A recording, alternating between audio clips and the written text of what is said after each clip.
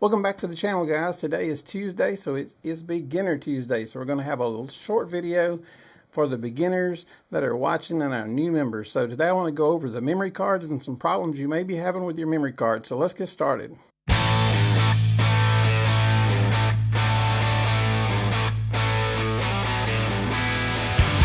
So we're all familiar with these little memory cards right here.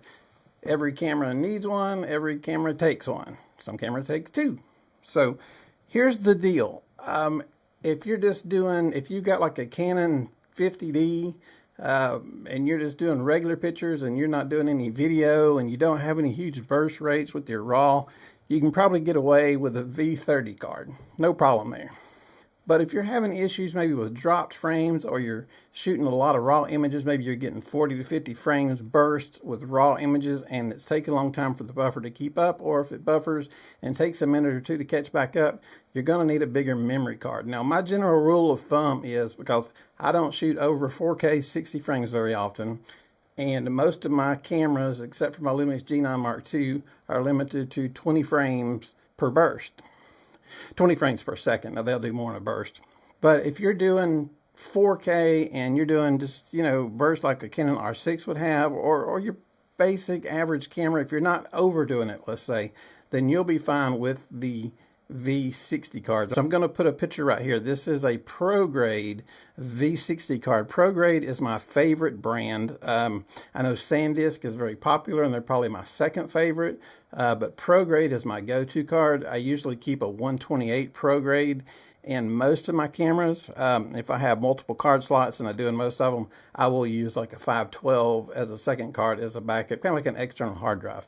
But if you're getting drop frame rates, or you're having issues, or your buffer's filling up too fast, you probably need to step up. If you're at a V30, you need to go to a V60. If you're at a V60, you need to go to a V90. Now, once you get to V90, you pretty much got all your bases covered. You should be able to do 8K and as many bursts as you want, and have not have any issues, except the fact you're going to be spending a ton of money on your V90 cards. So, as you guys know, I like to save money, so most of my cards are V60s. Because like I said, I don't go over 4K 60 frames a second, and my bursts are fine. I do have a V90 card that I use.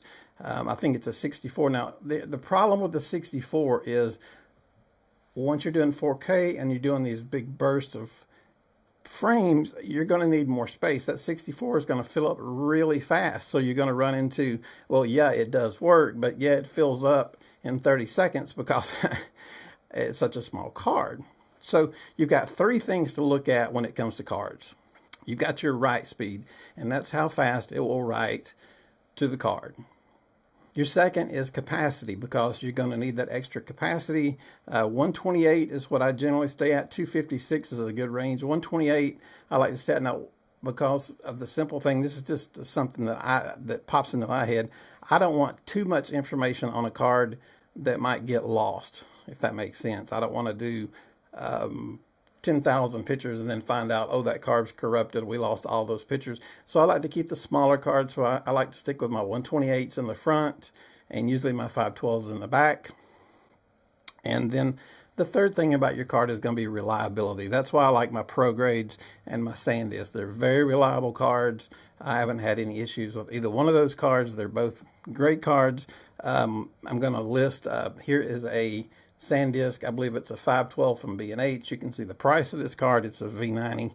It's a very expensive card, but it's a very large capacity card and a very fast card. So, like I say, if you guys are shooting just 4K 60 and less, Canon R5 Mark II, and you're doing insane bursts, you'll probably still be okay with the V60, but you might want to go with the V90 just to be safe. I haven't shot with the R5 II, so I can't say for sure what would be needed. But the nice middle of the road for me is the V60. I love my ProGrade V60 cards. They get me through about every situation I need.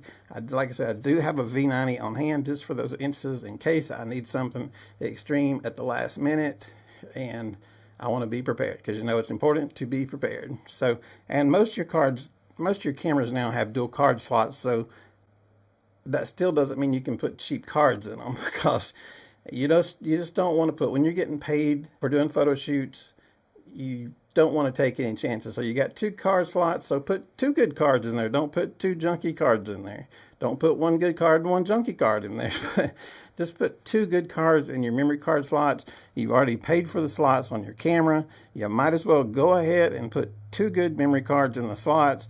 That way you're covered. So I'll list these cards again from ProGrade and SanDisk so you can check them out, the price and the size.